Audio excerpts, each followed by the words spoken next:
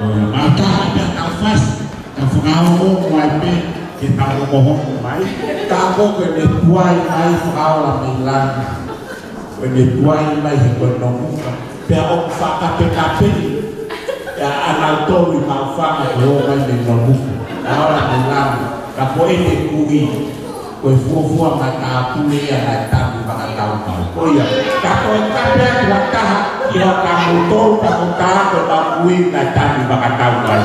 Pas. Ya koe tek koya akula. Ada wa dan waka muka filaya mo fete mo ikapasi ma etaha. Pas.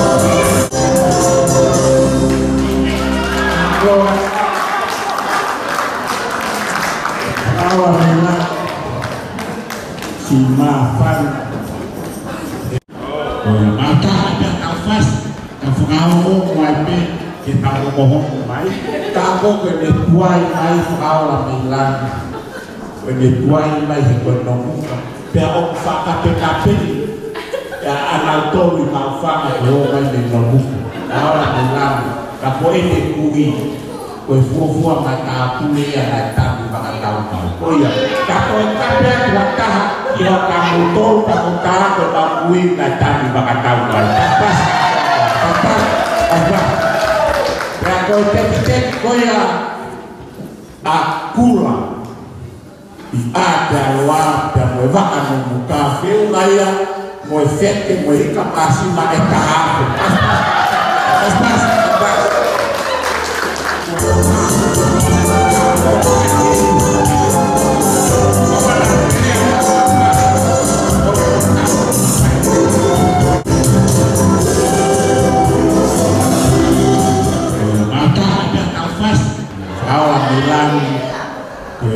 fine eike o ana na nao mai mo urumua o si nofo I maufanga o tau hia whakawhanua.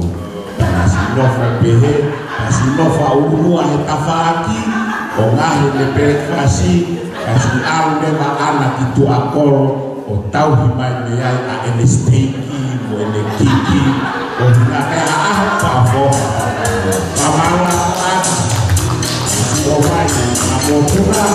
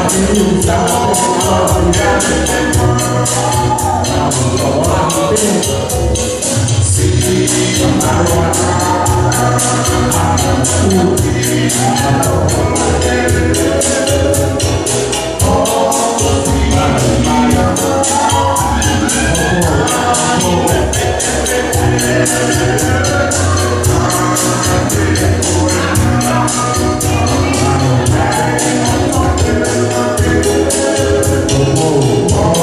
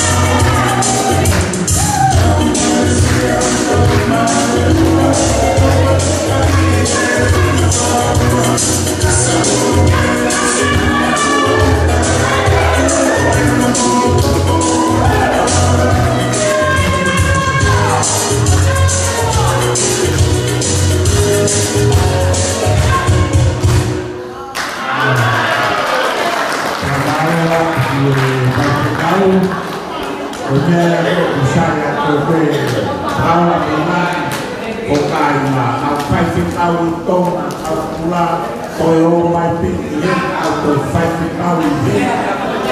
Kau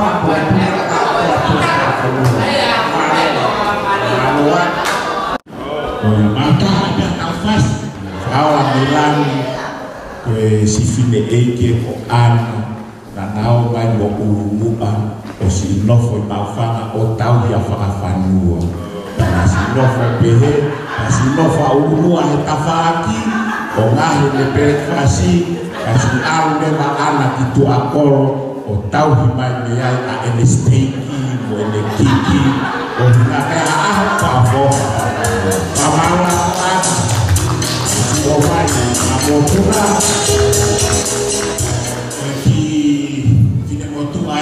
aula bilang ni wafo lehen men ni wa ke hawo yang live akulian ai hawo ya o fai fekau pe ko kupulo pe na fai fekau o lo to yo fa o na ke ai ha na manager the bank of Tom o lo fa file ai bank of New Zealand of Ghana o lo la ai lo to buy akula fai fekau sai tare Ulunga ay pupuna o pula helot fai feka.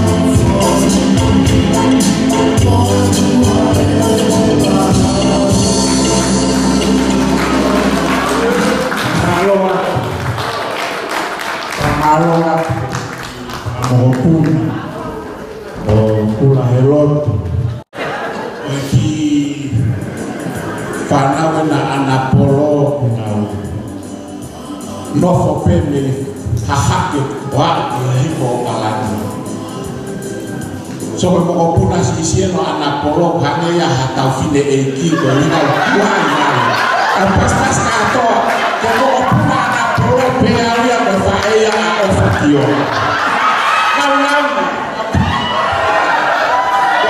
kuana ina anapolo o me kaya una ko kesli anapolo ya kono hafine ko anapolo kau anapolo lekeleka soalnya aku kalau kompor